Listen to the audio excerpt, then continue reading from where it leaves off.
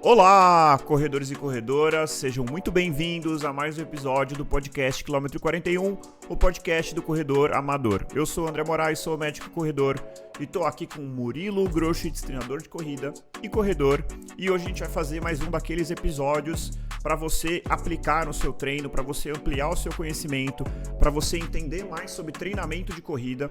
Vamos falar sobre treino com ritmo de prova. Então vamos mais uma vez explorar todo o conhecimento do Murilo aqui. Vamos trazer um episódio bastante informativo. Tudo bem, Murilo? Tudo ótimo, André. Fala, ouvintes. Um prazer estar novamente com vocês aqui hoje. O tema, volume, já ia falar volume de treinamento foi anterior. Treino com ritmo de prova, André. Ele é bem bacana porque, assim, eu vejo na prática, ou as pessoas nunca fizeram um treino com ritmo de prova, ou as pessoas tentam, em todo treino longo, por exemplo, correr no ritmo da prova-alvo delas, né? Então é o maratonista que tem ali como meta correr a maratona com pace de 5, tenta fazer quase todos os seus treinos longos no pace de 5. A pessoa que está treinando para os seus primeiros 10K, de repente, para fazer em 1 hora, tenta em todo treino longo fazer os 10K para 1 hora, e quando tá chegando perto fala, nossa, que maravilha, tô chegando lá, ou de repente começa a performar pior, porque começa a se fadigar demais. Então é isso, o treino com ritmo de prova, ele tem muitos benefícios, né, mas tem que ser aplicado na hora certa, e hoje a gente vai destrinchar aí esse assunto. Fechou. Realmente, Murilo, você falando aí, eu já vou percebendo que isso é um erro relativamente comum, assim, né, que você falou, e muitas vezes não é tão óbvio, né, para quem conhece um pouquinho, às vezes pode parecer óbvio, mas para quem tá numa fase às vezes mais inicial, ou para quem especificamente nunca fez um treinamento estruturado, eventualmente com um treinador, pode parecer estranho, né? Pô, eu vou correr uma maratona, sei lá, para 5h30 e eu vou fazer meu treino longo para 6. Não faz sentido na cabeça da pessoa. A pessoa fala assim, eu preciso pelo menos no treino longo, que é mais curto que a maratona, correr no ritmo que eu vou correr na prova, e não necessariamente. Então, começando pelo básico, e essa resposta é muito óbvia, mas o que é um treino com ritmo de prova-alvo? Beleza, André. É um treino que em algum momento, em alguma parte dele, você vai correr no ritmo que você tem como meta na sua prova-alvo. Então, vamos supor que eu queira fazer meu 5K abaixo de 25 minutos, né? Perto dos 25, um pouquinho abaixo. Então, meu pace-alvo é 4,50, 4,55.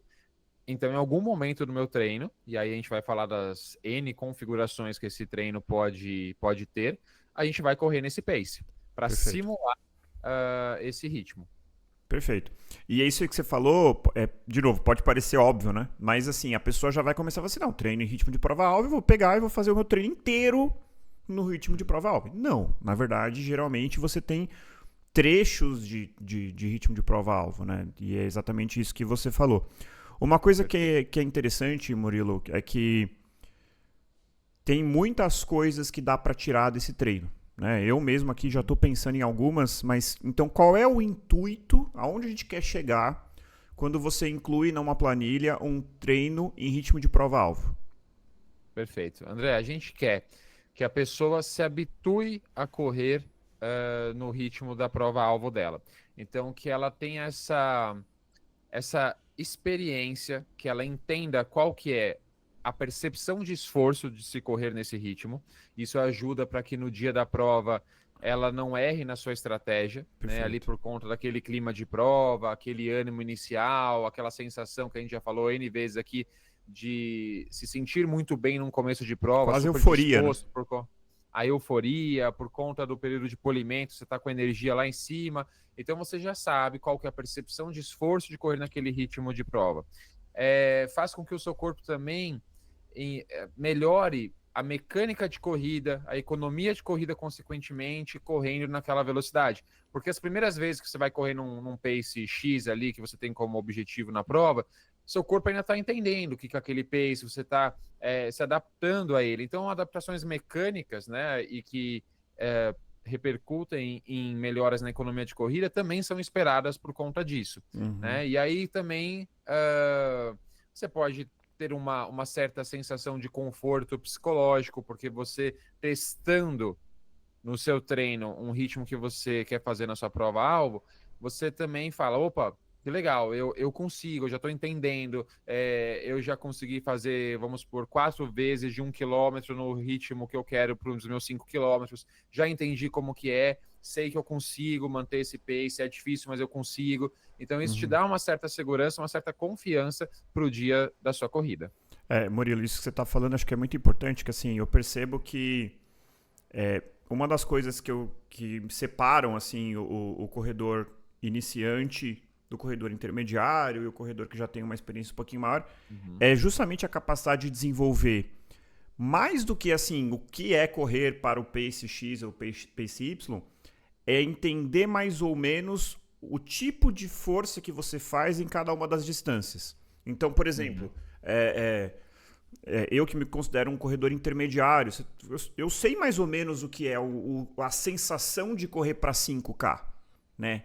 Uhum. Partindo do pressuposto que eu estou correndo ali para tentar entregar o meu máximo. A sensação que é correr um 10K, a sensação Uhum. que é correr uma meia maratona, a sensação que é correr uma maratona. E isso, a depender do meu nível de treinamento, da minha idade, do meu nível de descanso, vai se traduzir num pace que pode, inclusive, ser diferente, né? Uhum. E eu acho que o ritmo de prova-alvo, o treino com ritmo de prova-alvo, ele é muito interessante nesse sentido. Eu lembro muito bem quando eu estava treinando para um 10K, já faz um tempo já, Uhum. porque eu não sou muito das corridas de 10K, eu acho que machuca demais. Aham. Apesar de eu achar legal, assim, mas é que eu tenho um pouco de medo de me machucar. E Uhum. a sensação do 10K, ela é muito específica, assim. É uma coisa até difícil de explicar, assim. Porque a sensação do 5K, pelo menos pra mim, eu acho, não sei se você sente isso, é quase uma sensação de, assim, insuportável, eu não vou aguentar. Tipo Uhum. assim, você corre 2 km e fala, ferrou, não vai dar. Aham. Como que eu vou manter isso aqui, né? Exatamente. A sensação do 10K, ela é diferente. Você fala assim, pô, eu tô correndo forte, mas eu tô bem. E você vai Uhum. ali durante um tempo, aí geralmente começa a ficar difícil ali no 6, no 7, às vezes no 8, obviamente dependendo É. de quão enfático você foi. Mas eu me lembro nesse ciclo para um 10K que eu fiz, que foi incluído alguns treinos com estímulos, né, em ritmo de prova, e eu peguei com muita clareza, assim, eu não precisava nem olhar no relógio. Tava muito Uhum. internalizado e me ajudou muito, me ajudou demais, assim. É, é, Uhum. e aí, assim, eu errei o meu alvo, porque eu quebrei no quilômetro 8, mas foi por muito pouco, assim. Uhum. E isso esse aprendizado, ele não é simples, é uma coisa que você precisa ir lá fora. Você não, se você fizer isso uma vez, eu tenho certeza, vai ser pouco, porque cada dia você tá descansado de um jeito, dormiu de um jeito. Você pode fazer um treino depois de uma semana que foi mega pesada, ou você pode fazer o mesmo treino depois de uma semana regenerativa. Então eu acho Uhum. que essa é uma jornada trabalhosa, mas que Uhum. vale muito a pena. Né? Acho que. Com certeza, André. E eu tenho certeza que você, como eu, né, e atletas que já têm um pouco mais de experiência, a gente consegue sair na rua sem o nosso Garmin e a gente consegue correr num pace de 5 ou muito perto disso. A gente consegue correr num pace de 6, de 4. A gente tem essa autopercepção muito bem desenvolvida, né? Uhum. Então, assim, se a gente for esperar só o dia da prova ali para desenvolver essa percepção específica de cada uma das distâncias, são poucas experienciações. Então, fazer isso nos treinos para trazer um certo conforto para a corrida que você tem como objetivo final é bem interessante. É uma boa estratégia. Legal, Murilo. Bom, aí o Uhum. próximo ponto é: talvez tenha algum corredor aqui ouvindo e falando assim, pô, mas isso é coisa desses noia de performance, ou disso, como a gente já falou, de um corredor intermediário avançado. Uhum. Você acha que tem espaço na planilha do corredor, de todo tipo de corredor, ou apenas para aqueles que estão mais numa fase um pouquinho Uhum. mais avançada aí da jornada do corredor? André, eu acredito que tem espaço para todo todo tipo de corredor, né? Desde aquele mais iniciante. Mas para aquele corredor que, mesmo que seja iniciante, já tem ali um objetivo claro para o seu dia de prova, já quer melhorar um pouquinho o seu tempo, já está indo para a sua segunda, terceira prova de uma distância específica. Eu não vejo tanta necessidade, André, de um atleta que vai correr seus primeiros 10 quilômetros e não está nem aí para o tempo que vai fazer, ele só quer terminar bem essa prova.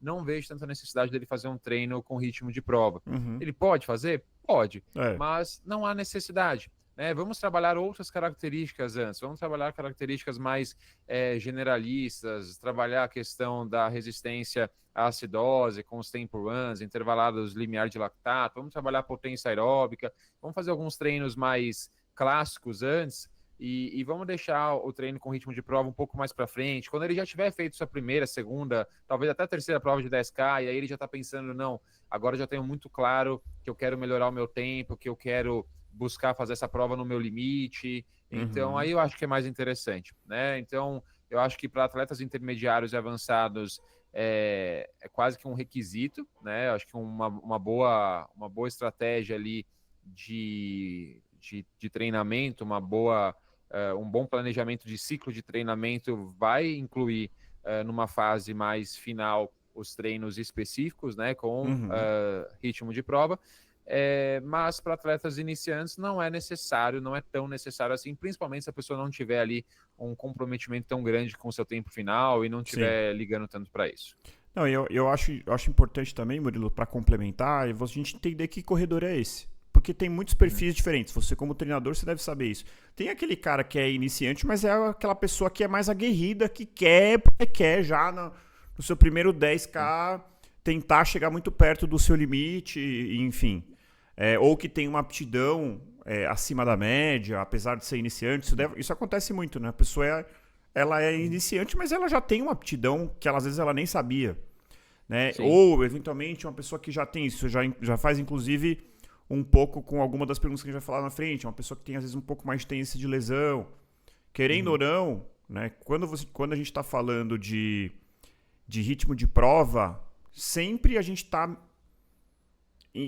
partindo mais ou menos do pressuposto de que a gente está falando de uma coisa que vai ser, pelo menos, moderadamente desafiadora para a pessoa. Né? Não faz sentido você correr... Vamos supor, dar um exemplo aqui. Você tem capacidade aeróbica, não só aeróbica, mas osteomuscular também, para correr um 10K para 50 minutos.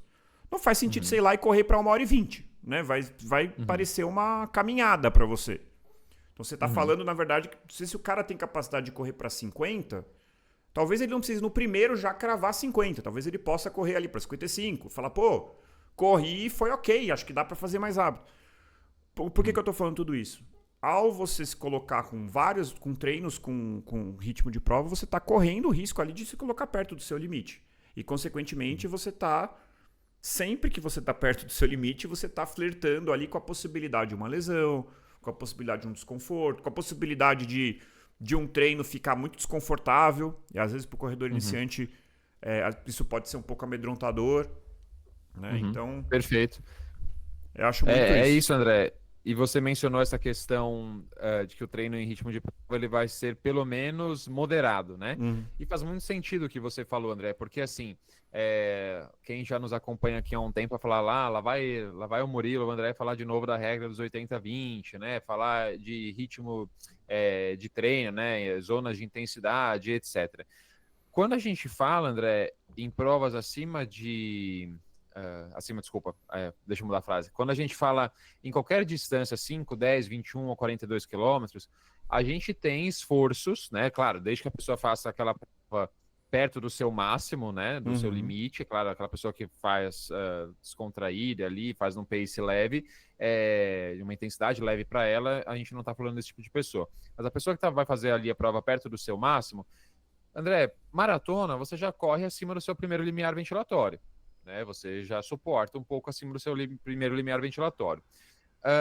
Meia maratona, a gente já corre numa zona bem moderada ali, já entre zona 1, entre o primeiro limiar ventilatório, segundo limiar ventilatório, mais próximo do segundo, a gente consegue sustentar isso. 10K e 5K muito perto do segundo limiar ventilatório, muitas vezes até um pouco acima do segundo limiar ventilatório para um atleta mais avançado, né, com um pace um pouco mais forte. Então, André, qualquer treino com ritmo de prova, ele vai inserir na sua semana volume de corrida, ou seja, tempo total de corrida, em zonas acima do seu primeiro limiar ventilatório, que se encaixam nos 20% do seu volume em moderada e alta intensidade da semana. Ou seja, a gente precisa considerar que esse tipo de treino que a gente está falando aqui, ele vai se encaixar nos 20%.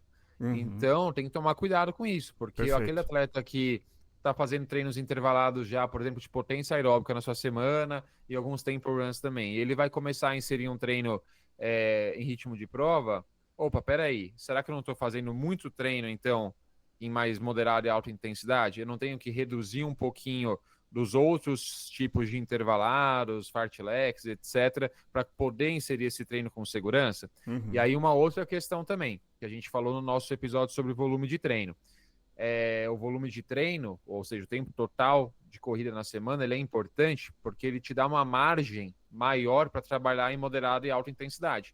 Né? A gente Uhum. citou aquele exemplo daquela pessoa que corre 20 quilômetros semanais, por exemplo. Tá? Vou falar em quilômetros aqui, fica um pouco mais fácil eu até fazer as contas de cabeça. Então, Uhum. 20 quilômetros semanais, ela tem uma margem ali para correr em moderada e alta intensidade de mais ou menos 4 quilômetros semanais, que são os Uhum. 20%. Uma pessoa que corre 100 quilômetros semanais, ela pode correr 20. Olha a Uhum. margem que ela tem. E Sim. daí, isso também vai ao encontro da sua pergunta anterior. Todo mundo deve fazer esse tipo de treino, treino com ritmo de prova? A gente sabe que ele seria uma cereja de bolo, digamos assim, né, no treinamento da pessoa. Então, será que uma pessoa iniciante intermediária, que tem um volume de treino ainda relativamente baixo, ainda não desenvolveu um volume tão alto assim na sua semana, será que vale a pena ela fazer um treino com ritmo de prova? Talvez não. Talvez ela possa Uhum. ficar nos treinos mais clássicos, né? Uhum. Gastar ali esses 20%, né? Às Esse vezes cartucho até aí. em ritmos acima do ritmo de prova, né? E isso é Perfeito, outro em ponto, né? ritmos acima. Exato, em treinos com ritmo acima do ritmo de prova, gasta entre aspas, essa munição aí com esses outros tipos de treino e deixa esse treino específico aí em ritmo de corrida-alvo mais para frente, para uma outra vez, né? Quando ela já tiver mais experiente, tiver um volume maior na semana, daí a gente pode pensar nisso. Muito bom, Murilo. Bom, aí Uhum, acho que tem uma pergunta aqui que a gente meio que já respondeu, até vou passar ela para frente, que é quais são os uhum, cuidados que a gente deve tomar? Acho que a gente já pincelou aqui. Então, é risco de uhum, lesão, é você desperdiçar os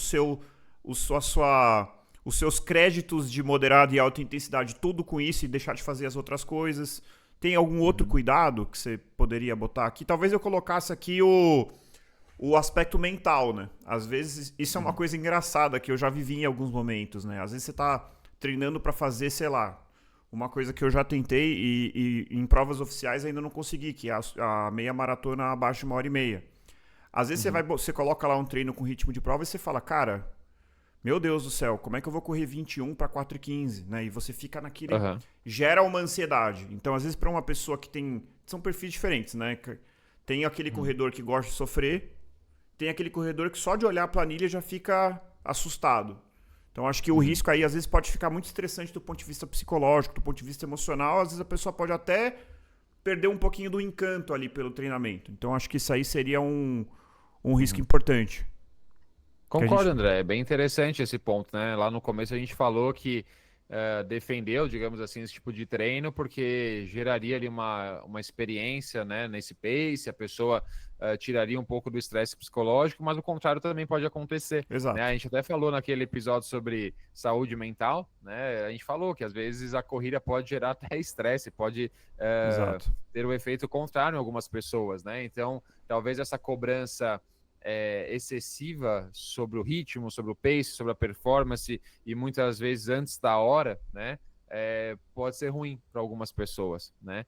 E sim, André, eu tenho mais um ponto também, que seria errar na configuração desses treinos, né? Exagerar, fazer Uhum. treinos muito longos em ritmo de prova, você tentar você tem como meta um 10K sub 40, por exemplo, aí você tenta 2 semanas antes fazer os 10K sub 40. Não faz sentido, Não né? faz Ou sentido. correr 8 quilômetros para pace de 4, não faz sentido.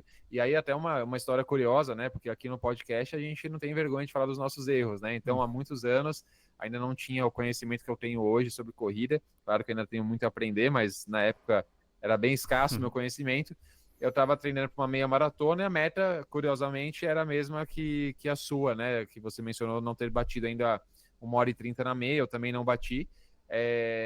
E na vez que eu mais cheguei perto desse sub 1 hora e 30, eu lembro que eu cometi um erro bem grande, que 2 semanas antes da minha meia, ou seja, no último treino longo, né, antes da gente de eu entrar naquele período de polimento de 2 semanas, eu corri 18 quilômetros ao pace de 4:15 no Parque Ibirapuera. Então, assim, e terminei super feliz, porque eu cravei, fiz, assim, maravilhosamente bem, daí 6 voltas de 3 quilômetros na pista principal ali do Parque Ibirapuera, e falei, nossa, vou arrasar no dia da prova. E no dia da prova, acho que no 14º, 15º, eu quebrei. Você queimou a Não, largada, literalmente. que é minha largada. Então, assim, não faz sentido eu ter quebrado no 14º, 15º, tendo em vista que eu tinha capacidade de correr 18 quilômetros a 4:15, né? Eu provei isso num treino. Só que qual foi o problema? Eu fiz um treino muito longo no ritmo de prova, provavelmente muito próximo da minha prova, então aquilo, a gente leva muito tempo para descansar, para se recuperar de estímulos tão cansativos assim, né? Por mais que ali, às vezes a musculatura, às vezes não, né? 2 semanas depois, com certeza a musculatura já não vai mais estar dolorida, mas tem outros aspectos que acabam E é minando o fadiga nosso corpo, acumulada. pesando. Porque não é só Exato. esse treino. Se você tivesse feito esse treino, tivesse ficado parado 2 semanas, também não é o ideal, mas Aham. talvez você tivesse recuperado. Mas você fez esse treino, você entrou no polimento, mas você continuou treinando. Às vezes você não deu.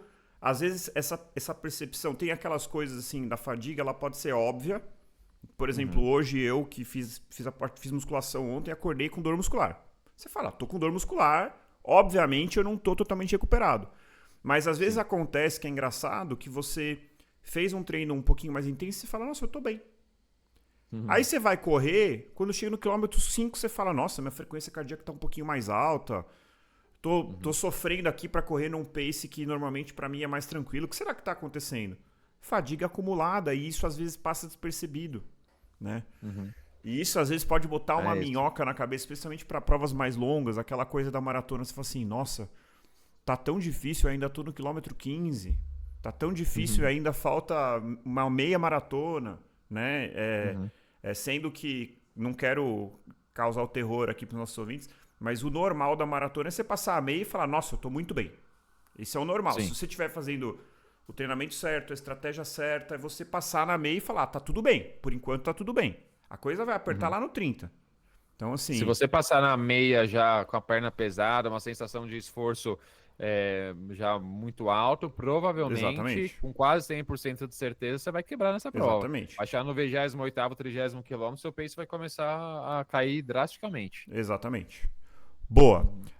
Então, dito tudo isso, Murilo, acho que esse ponto é bastante interessante. E eu acho que tem muita coisa pra gente explorar, porque quando a gente fala de periodização de corrida, periodização de treinamento, né, de corrida, a gente tem muito isso e eu acho que é um conceito que talvez muitos corredores não tenham, né? Então, assim, este tipo de treinamento, ele encaixa melhor na planilha, lá na fase de base ou mais próximo à prova, ou em que outro momento que você acha que ele se encaixa?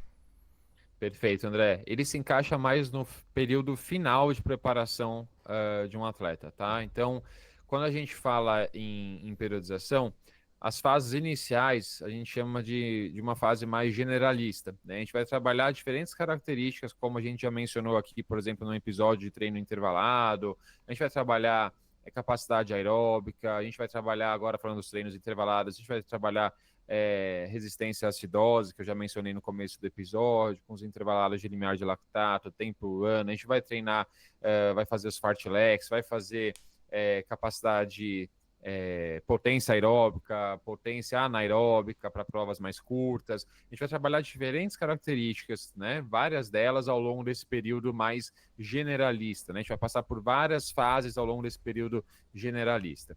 Quando a gente chega mais próximo da prova, a gente entra num período mais específico, onde a gente deixa de fazer, por exemplo, estímulos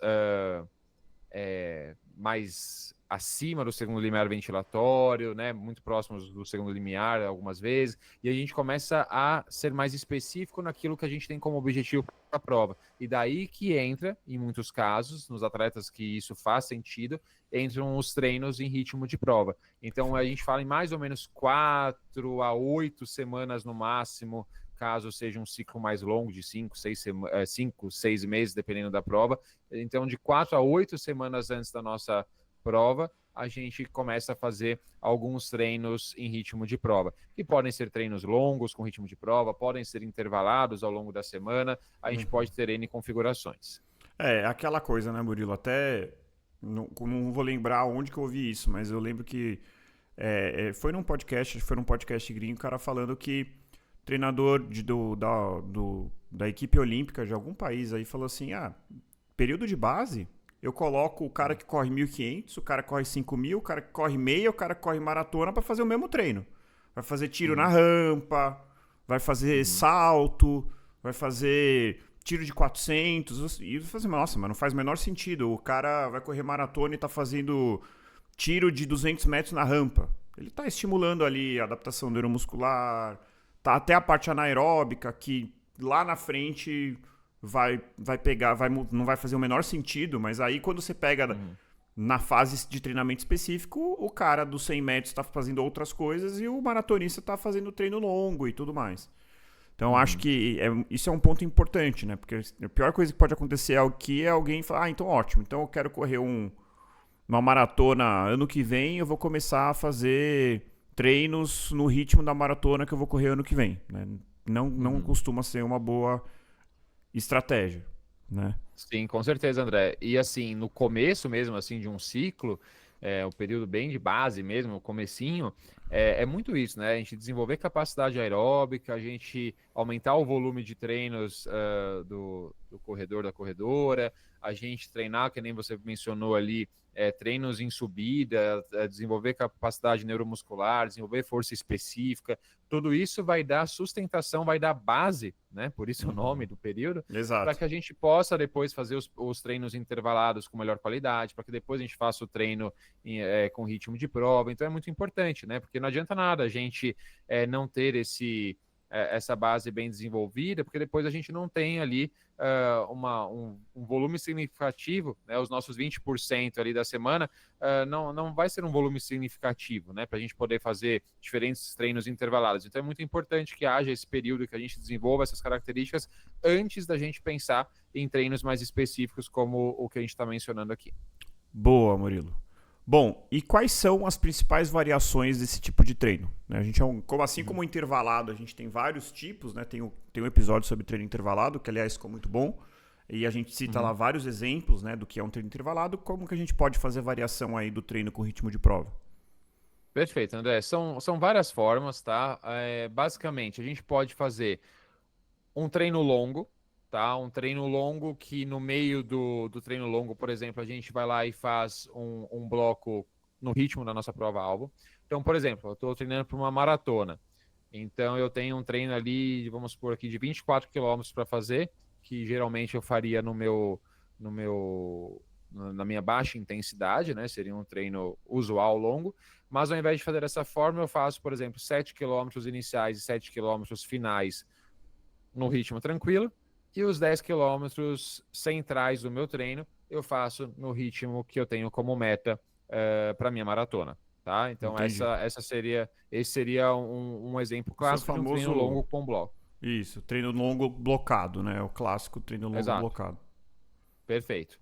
Eu posso também fazer um fartlek, então eu posso, por exemplo, manter a corrida durante todo o tempo, mas eu posso ter vários momentos em que eu faço o ritmo da minha prova, né? Então, pode ser, por exemplo, no exemplo do maratonista, eu posso fazer ao longo do meu treino longo, né? Então, ao longo do meu treino longo foi esquisito. Então, ao decorrer do meu treino longo, eu posso fazer blocos, por exemplo, de 2 quilômetros no ritmo da maratona, alternados por 1 quilômetro leve, por exemplo. Posso fazer isso 5, 6 vezes ao longo do meu trajeto, tá? Então é um outro exemplo também.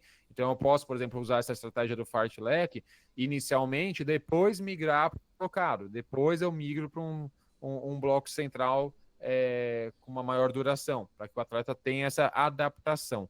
Então isso é interessante, assim, a gente tem N configurações, sempre a gente vai correr no ritmo da nossa prova, obviamente, mas a gente vai variar a duração do estímulo nesse ritmo específico e vai mudar também a nossa recuperação. Então, por isso que eu falei, a gente faz o fartlek, vai aumentando a duração, a permanência no ritmo específico e até chegar num bloco único, por exemplo, tá? A gente pode usar também treinos intervalados. Então, assim, num atleta que tem como meta uma prova de mais alta intensidade, como, por exemplo, os 5, os 10 quilômetros, talvez seja muito desgastante eu fazer, por exemplo, para o cara que vai fazer 5 quilômetros, fazer, olha, eu quero que você faça um treino 4 quilômetros no seu ritmo de prova específica. Não faz muito sentido. Então, vamos fazer um intervalado aqui. Então, vamos fazer, por exemplo, 4 blocos de 1 quilômetro, com 1 minuto de intervalo, trotando leve. Aí seria um fartlek, mas pode ser uma caminhada acelerada, por exemplo, para depois a gente conseguir migrar, de repente, para 2 blocos de 2 quilômetros. Pode ser uma estratégia interessante. Para os 10K, a mesma coisa. Vamos pensar aqui em 5 blocos de 1.000,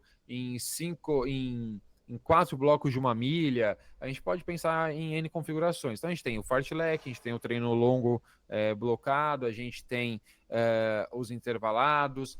A gente pode também, André, de alguma forma, simular a estratégia de prova, por que não? Então, se a gente quer fazer uma progressiva, então o atleta que vai fazer uns 10K, ele quer fazer a prova 4-4-2, então 4 quilômetros iniciais, num pace moderado, depois moderado forte mais 4, e os últimos 2 quilômetros finais ele quer entregar o máximo de si. A gente pode fazer isso também, a gente pode fazer uma estratégia, ou uma simulação de estratégia de prova num treino longo dele, por exemplo, um treino de final de semana. Obviamente que não na mesma distância, mas a gente pode pegar o mesmo ritmo que ele quer fazer na prova e fazer, por exemplo, um 3-3-1, por exemplo, então ele vai fazer 7 quilômetros nesses paces que ele tem como meta. Seria uma outra forma interessante da gente configurar um treino com ritmo de prova. O que eu acho interessante, Murilo, ouvindo você falar, tava pensando sobre isso, assim, fica nítido, né, que não é algo tão simples e que não dá pra gente querer replicar. A gente já falou dos riscos, né? Mas assim, eu fico imaginando alguém ouvindo e falando assim, ótimo, gostei da ideia. Não é tão simples, né? O cálculo ali da carga de treinamento, a periodização tem que ser muito bem feita. Então, quando a gente está falando de treinos como esse, principalmente quanto mais perto do seu limite você está querendo fazer essa prova, maior é o risco que você vai ter. Um outro ponto que eu queria falar é uma coisa que é um pouco básica, mas que eu acho que a gente até pincelou, mas eu queria bater um pouquinho mais esse ponto. Que assim, como é que você entende o seu ritmo de prova-alvo? E aí, gente, cada prova você vai executar cada tipo de prova, então 5, 10, meia e maratona, você vai fazer numa zona de treinamento diferente. Então, é por isso que tem especificidade. É por isso que os treinos, os ciclos e os treinos de prova-alvo são tão diferentes. Porque você está pegando uma pessoa e mandando ela correr por um determinado tempo numa zona de treinamento diferente. Então, assim, como você já falou, um 10K, o cara vai correr em Z4. Uma meia maratona, ele vai ficar entre Z2 e Z3. Maratona vai ter que ser Z2, ele pode flertar com Z3 ali numa fase mais avançada. 5K é 4 para 5. Então, assim, é totalmente diferente fisiologicamente, são provas completamente diferentes. É por isso que quando a gente fala de atletas profissionais, acaba que a pessoa tende a se especializar, porque fisiologicamente ele é melhor para aquela determinada distância. Para quem não está entendendo nada do que eu estou falando, escutem lá o episódio 12 sobre zonas de treinamento, que acho que ajuda muito a entender isso. Então, assim, isso traz mais uma complexidade, porque quando você for prescrever, como é que você estima, né? Isso acho que é até interessante a gente falar. Como que você estima para uma pessoa que, sei lá, nunca correu um 10K, o quanto que esse cara provavelmente é capaz de correr 10K? Bom, André, a gente precisa entender como que ele está desempenhando nos treinos, né? Então, eu vou, ao longo do processo de treinamento, testando esse corredor, fazendo com que ele faça, por exemplo, um tempo run, por exemplo.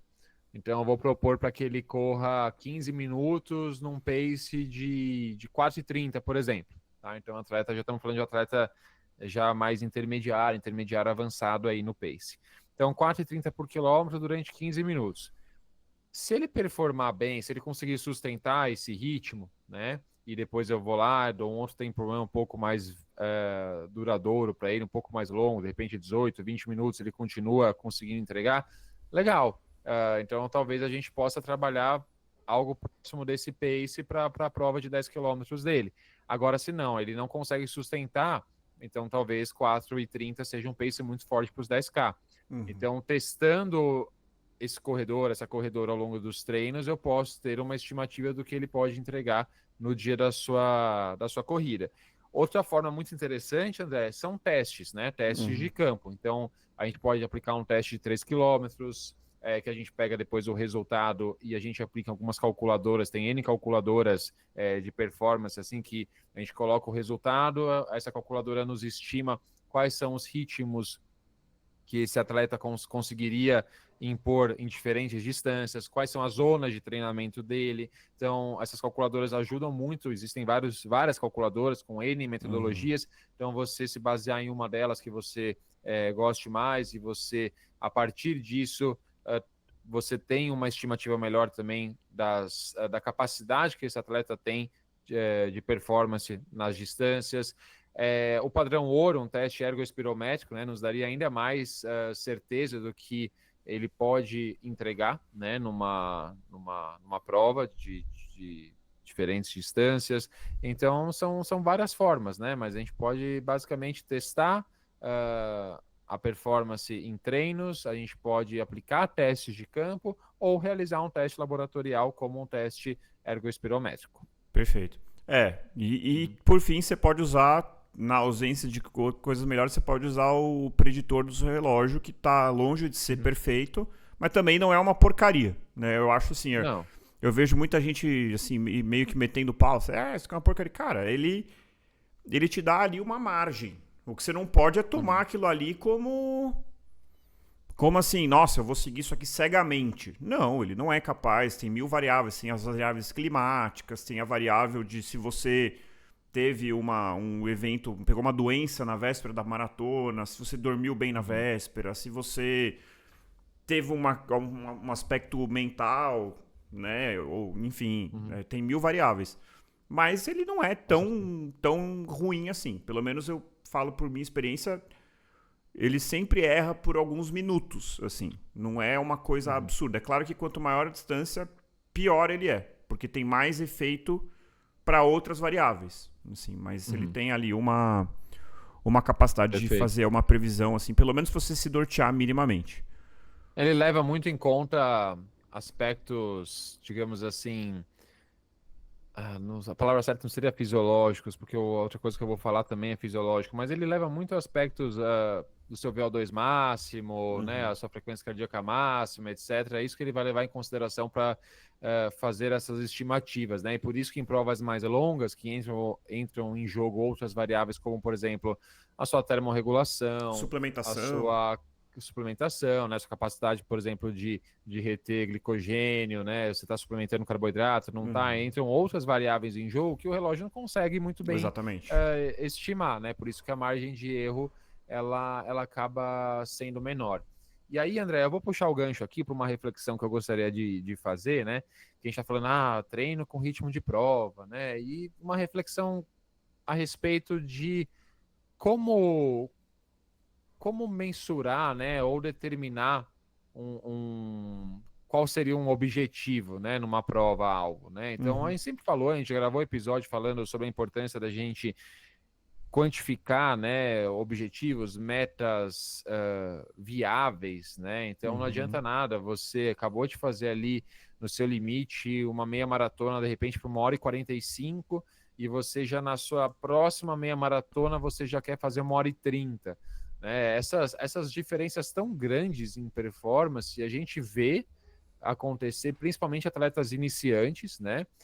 Porque eles têm um ganho de performance muito mais rápido do que uma pessoa já mais experiente, né? A gente sabe quanto mais bem treinado a gente mais tempo a gente leva para conseguir adaptações no nosso corpo, ou seja, a gente leva mais tempo para melhorar a nossa capacidade física. E a gente também vê muito iniciantes, porque muitas vezes aquela pessoa fez a primeira meia maratona sem estar comprometida com a sua performance, né? Ela fez ali realmente só para terminar e correu num ritmo mais tranquilo, então de repente ela foi lá e fez para 2h30 a meia maratona dela. Aí ela foi lá e falou, opa, gostei disso aqui, agora eu quero fazer uma forçando um pouco mais. E aí ela vai lá e faz para 2 horas a meia maratona dela. Então aí sim a gente vê essas discrepâncias tão grandes em ritmo. Agora, se você já fez uma prova, como eu falei, por exemplo, a meia maratona para 1h45, muito perto do seu limite, ou no seu limite, não faz sentido daqui 4, 6 meses você querer fazer 1h30 na sua meia maratona. Pode ser que esse seja um objetivo muito ousado. Você leve, pode ser que você consiga, mas pode ser que você leve mais tempo para chegar nessa 1h30, Exato. né?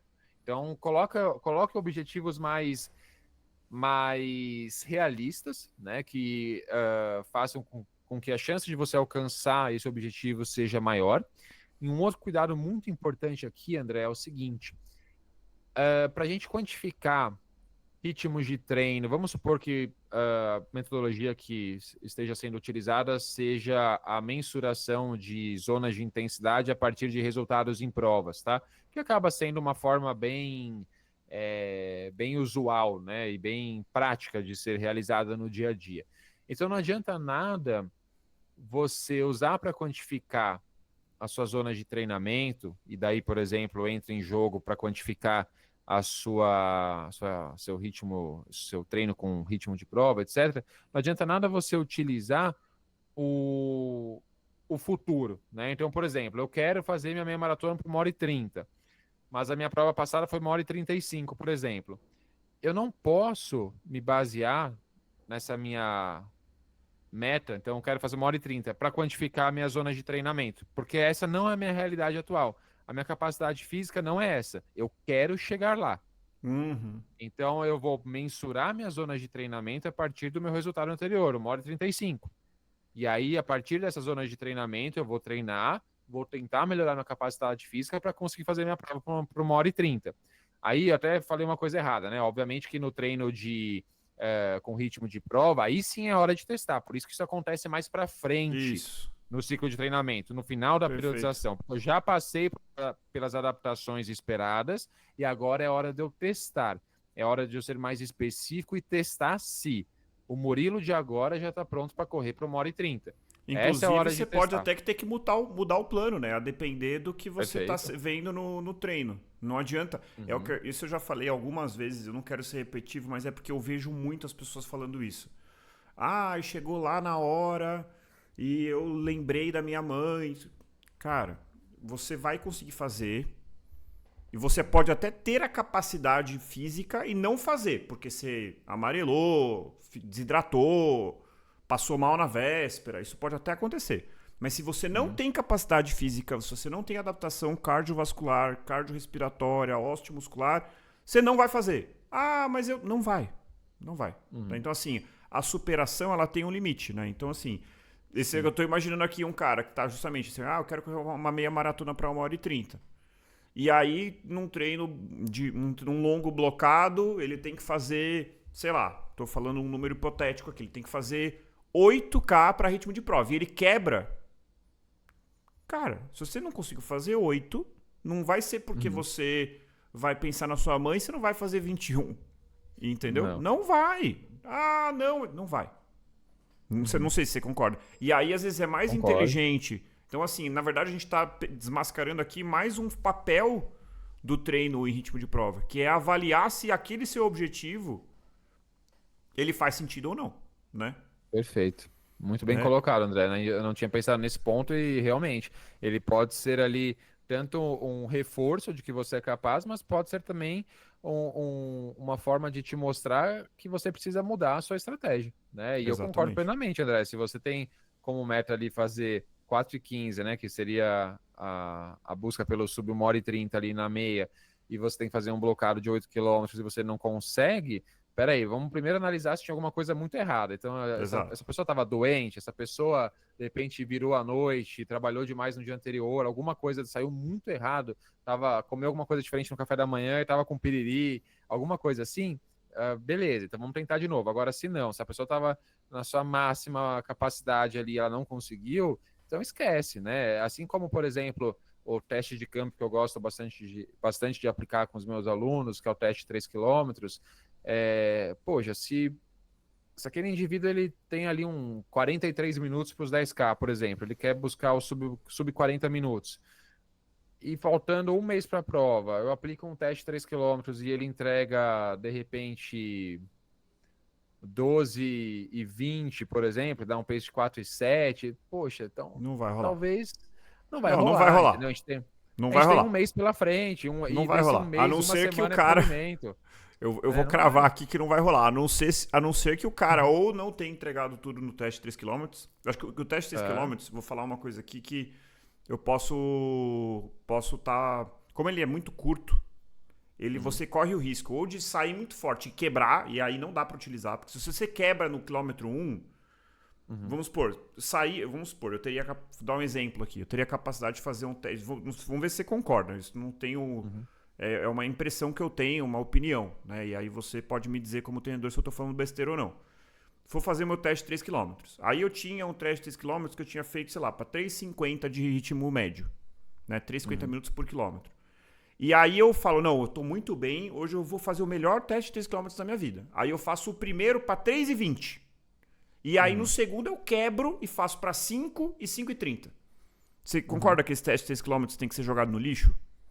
Sim, ele é inválido, né? Para a gente ter um teste fidedigno, que a gente possa utilizar ele como base, né? Para quantificar ritmo de treino, né? Zonas de intensidade, ou estimar ritmos de diferentes distâncias de corrida, a gente precisa que ele seja o mais constante possível, né? E por isso também que é um teste que exige muita experiência, Sim, né? sim. Do atleta. É muito normal, a primeira vez que eu aplico com um aluno, acontecer isso. Ou né? o contrário, ele tem uma né? largada, ele quer. Ou a pessoa vai muito conservador e aí termina dando um sprint de 300 metros. Também está inválido, na minha opinião. Ou assim, ou você pergunta para a pessoa, e aí, como você terminou? A pessoa, não, terminei. É para ser horrível. Para quem nunca dava fez. Para correr mais um quilômetro. É pior. É para ser horrível e traumático. Se não foi horrível e traumático, você não deu 100%. Porque basicamente, gente, é você correr uma prova de 3K no talo, é isso, né, assim.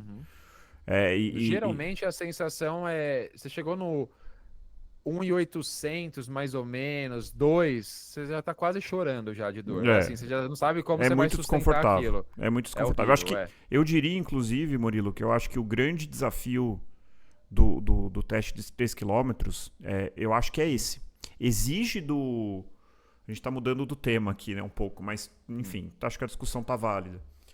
Você pegar e mandar uma pessoa inexperiente fazer um teste de 3 km é muito complicado, porque o cara vai ter muita dificuldade de saber o que é razoável fazer em 3 km.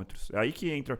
E aí, talvez, por incrível que pareça, uma Ergo Spiro seja melhor, porque a Ergo Spiro, pra quem nunca fez, você começa a correr devagarzinho. Você vai fazendo um incremento bem gradual. E a cada incremento você vai sendo avaliado. Até que você chega no esforço máximo. Então, você... Mesmo que você não entenda nada, alguém vai estar te guiando. Vou aumentar um pouquinho aqui, vou aumentar um pouquinho aqui. Geralmente a cada 2 minutos vai aumentando. Vai aumentando. Não é você que se preocupa com o aumento do ritmo. Exatamente. Você só tem que correr numa esteira, num ritmo que alguém determinou para você. Então eu acho que tem outros fatores. Por que a ergospirometria, um dos fatores que fazem ela ser o padrão ouro? Obviamente não é o único e nem é o principal. O principal é porque você mede de verdade o VO2 daquele paciente e tudo mais, né? Não só o VO2, frequência cardíaca, tudo, ritmo, enfim. Mas eu acho que esse fator de você pegar um cara que não sabe é diferente você chegar e pegar um corredor profissional, pega lá o Ingebrigtsen e fala assim, cara, faz aí um teste de 3 km. Ele vai escravar o talo dele. Se ele vai errar por 1 segundo para baixo, 1 para cima. Aí você pode extrapolar muito bem aquilo. Agora, um cara iniciante, ele não vai. E todos os testes de 3 km que eu fiz, eu fiquei na dúvida se eu dei tudo, se eu não dei, se eu forcei demais no começo. Eu lembro, inclusive, que o último que eu fiz aconteceu isso. Eu saí forte e caí no final. Eu falei, será que eu caí no final porque, de fato, eu cansei? Ou será que eu caí no final porque eu errei a estratégia e quebrei? Então, você não tem como saber, você tem que repetir, né? E não dá pra ficar fazendo o teste de 3 km toda semana. Sim, e mesmo a gente tendo fugido um pouquinho do tema, falando agora do teste, mas essa análise ela é replicável pro tema desse episódio, né, André? É a experiência, né? Então, você performar ali no seu limite exige experiência, você precisa ter autoconhecimento, isso é fundamental.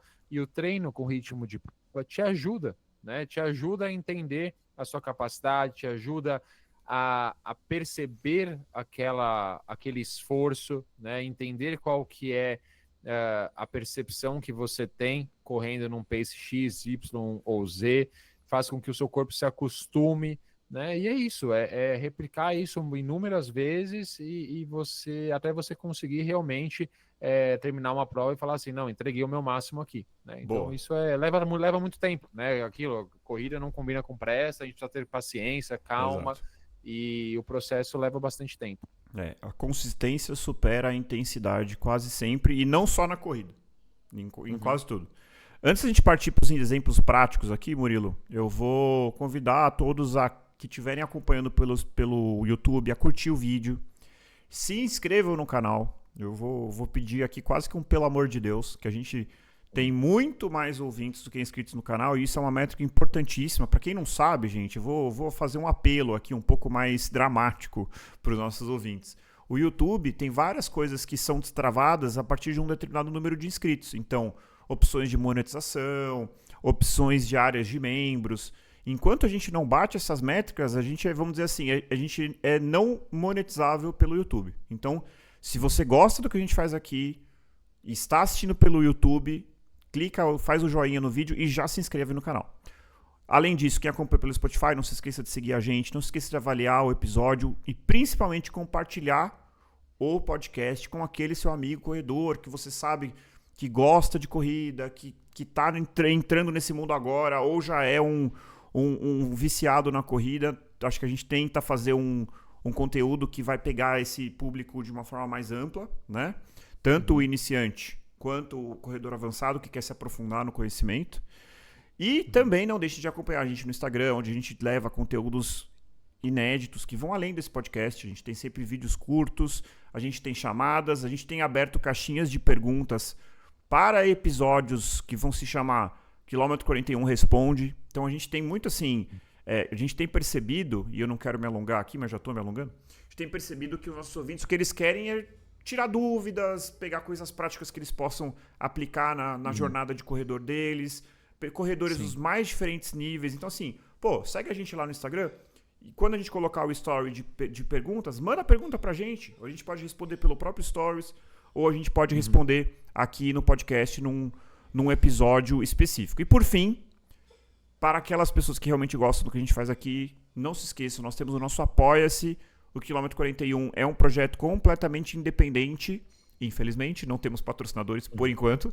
Então a gente depende, né, para custear, né, existe um custo envolvido, a gente depende para custear esse podcast dos nossos apoiadores. E para premiar essas pessoas que estão dando o suado dinheirinho deles ali para custear esse projeto, a gente tem os episódios bônus mensais. Já estamos no 4º episódio bônus.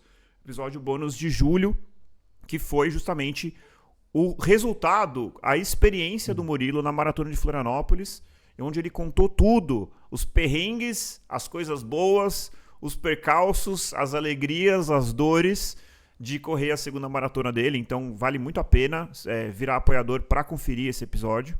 E, obviamente, gente, vocês terão a nossa eterna gratidão, beleza? E por fim, Com certeza. o formulário que está na descrição desse vídeo, para a gente entender melhor a cabeça de você, ouvinte, e fazer um conteúdo cada vez melhor. Tá bom, gente? Eram esses os recados. Boa. Bora para os exemplos práticos, então, Murilo? Bora, André. Eu separei aqui 4 exemplos para um atleta de 5, um atleta de 10, de 21 e de 42. Tá Maravilha. Bom? É claro que a gente, como eu falei, é muito individual, a gente pode ter outras configurações, mas exemplos aqui práticos do que seria um treino com ritmo de prova para cada um desses objetivos, tá?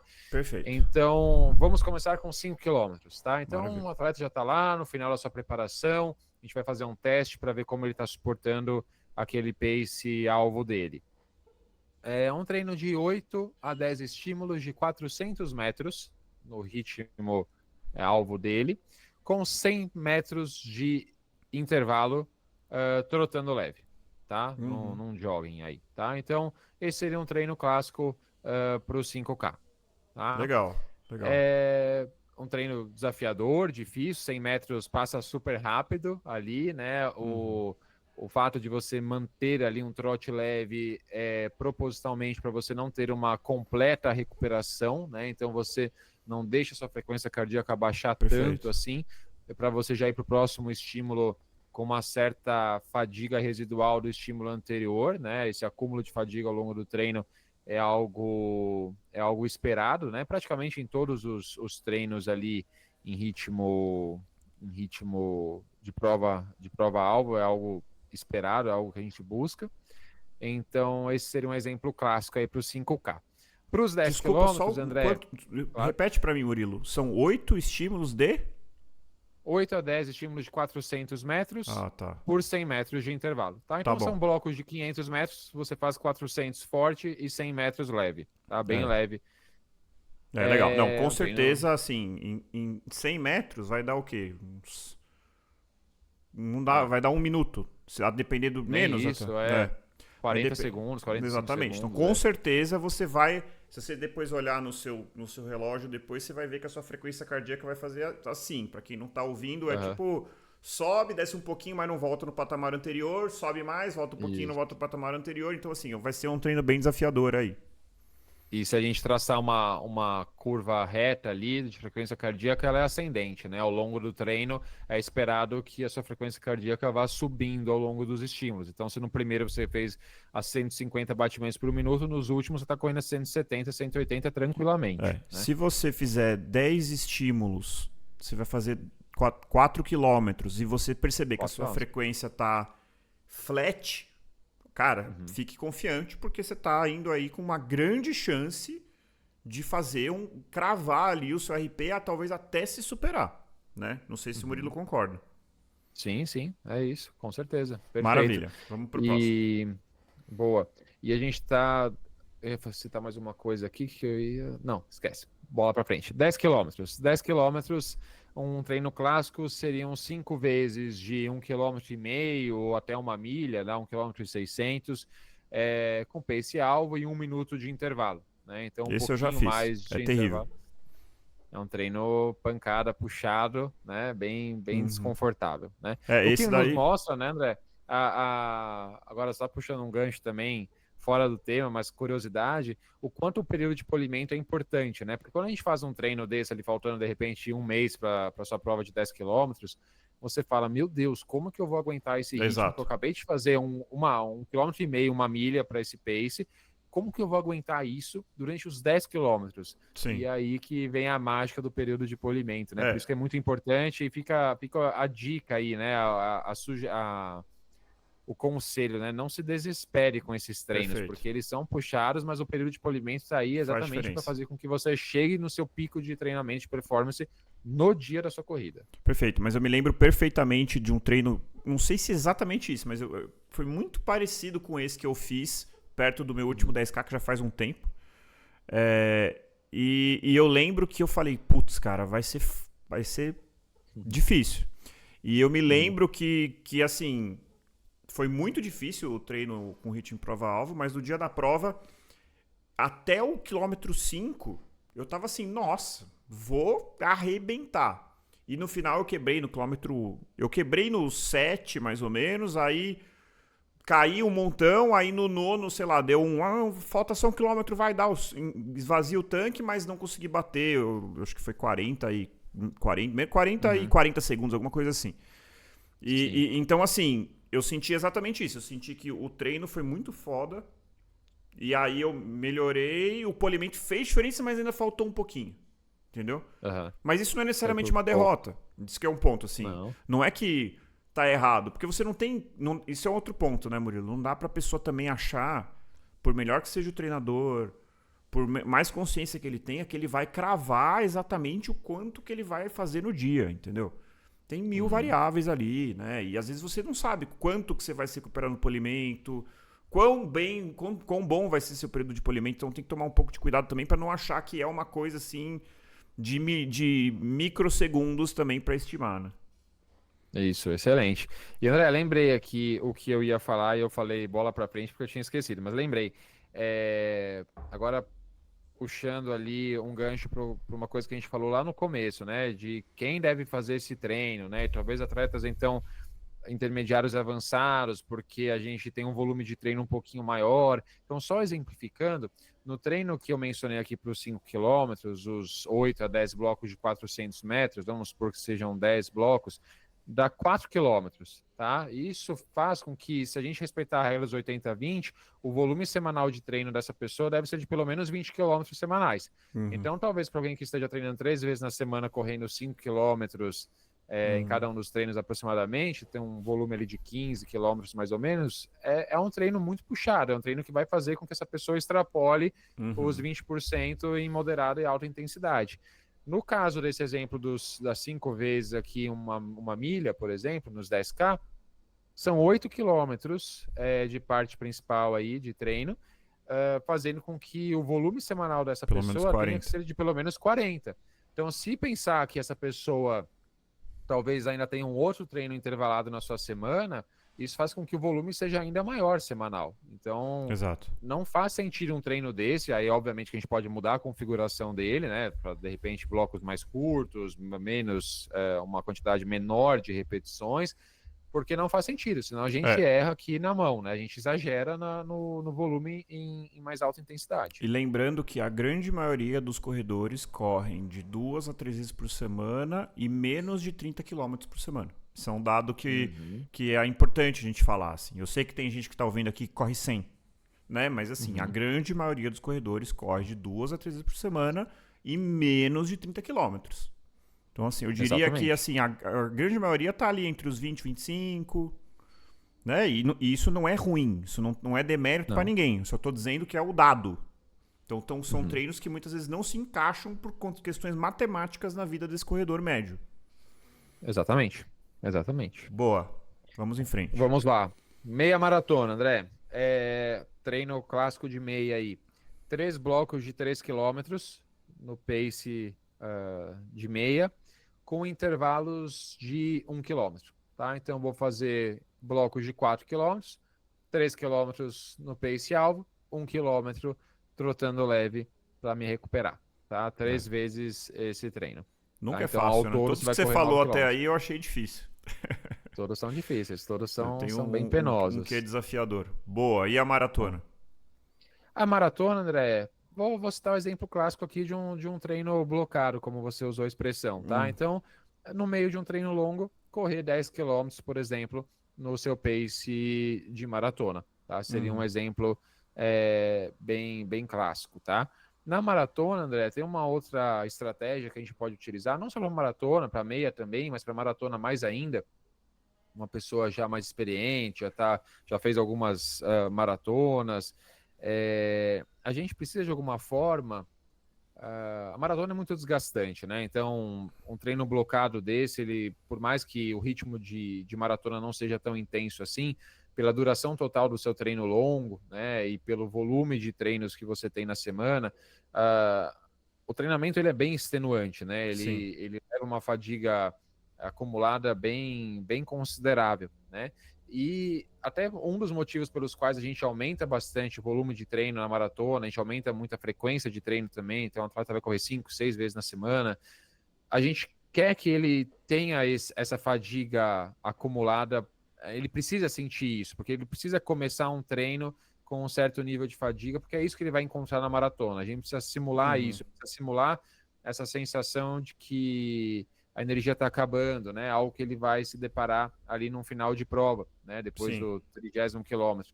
E aí uma estratégia interessante que também vai ao encontro, talvez não seja tão ali treino com ritmo de prova, mas é uma estratégia que a gente utiliza num período mais específico, é a gente inserir uma rodagem pré-treino longo. Então, se o treino longo é no domingo, no sábado não necessariamente vai ser um day off. Muitas vezes é um dia que você vai fazer uns 50 minutos de rodagem, por exemplo, para que a gente já comece o treino longo do domingo com um certo cansaço, uma certa fadiga remanescente do seu treino do dia anterior. É uma estratégia que pode ser utilizada também.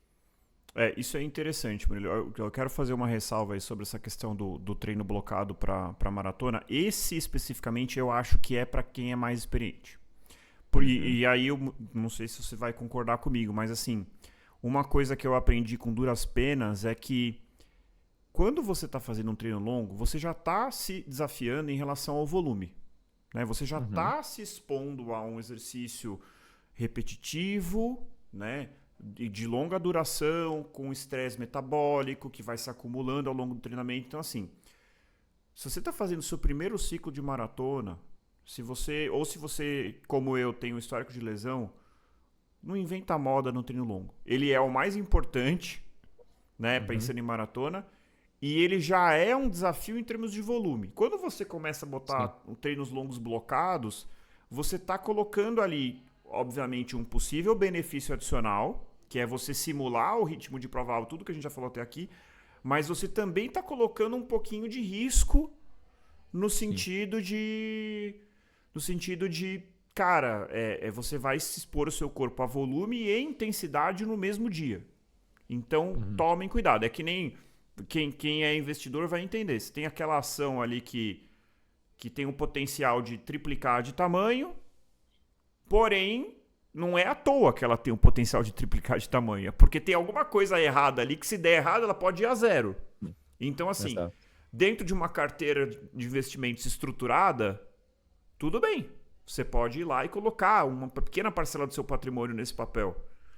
Mas você não vai pegar todo o seu patrimônio e botar lá, porque tem risco de ter a chance de triplicar por 3, vai ter a chance de ir para zero.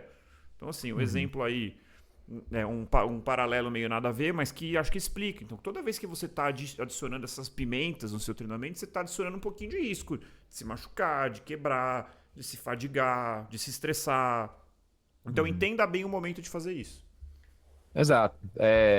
Para uma primeira, segunda maratona, talvez ainda, fica ali no feijão com arroz, na segurança, né? O treino blocado que eu mencionei, ele é um treino realmente para pessoas mais experientes e que eu confesso que poucas vezes eu prescrevi um treino desses, né? A gente tem estratégias, vou até mencionar outros exemplos, né? Um treino 1 km por 1 km, por exemplo. Então, no meio do treino longo, ao invés de fazer contínuo, assim, 10 km, 8 km, 12 km no ritmo da maratona, faz 1 km, alterna com 1 km de novo no seu pace leve, faça dessa forma, né, para você ter essa percepção do que é correr no seu pace, mas sem um desgaste tão grande, né? Então, ou no máximo ali um 2 por 1, 2 km no pace alvo, 1 km leve, são outras estratégias que a gente pode utilizar também no treino longo para uma maratona.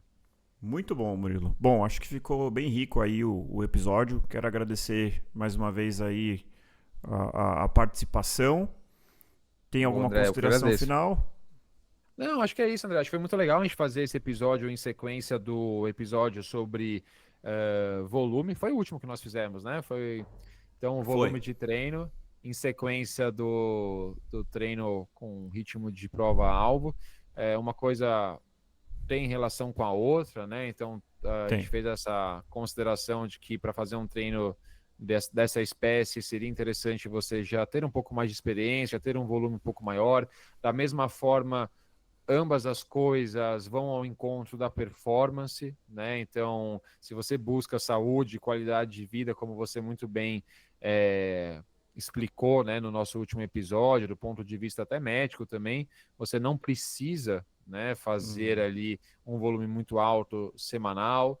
E aí, quando a gente fala de desempenho esportivo, fala de performance, fala em RP, aí a coisa já muda um pouquinho. Você provavelmente já é um cara saudável, você já treina várias vezes na semana, mas está buscando um desempenho melhor. Aí essas estratégias de aumentar volume, de você inserir num período mais específico do treinamento, inserir esses treinos com ritmo-alvo, acabam sendo estratégias que vão ao encontro disso, né? Então acho que foi legal a gente fazer um episódio em sequência do outro. Muito bom. Boa, Murilo. Brigadão. Gente, e assim, Obrigado. A gente está fazendo episódios mais específicos sobre treinamento. Se você tem algum ponto, algum treino, alguma coisa que você ouviu falar, vocês querem que a gente fale? Deixa aqui no comentário ou manda direct no Instagram, que a gente vai ter o maior prazer de fazer um episódio só para vocês, beleza? Boa. Então, corredores e corredoras, encontrem o seu motivo para continuar correndo e nos encontramos no próximo quilômetro 41. Até lá! Até!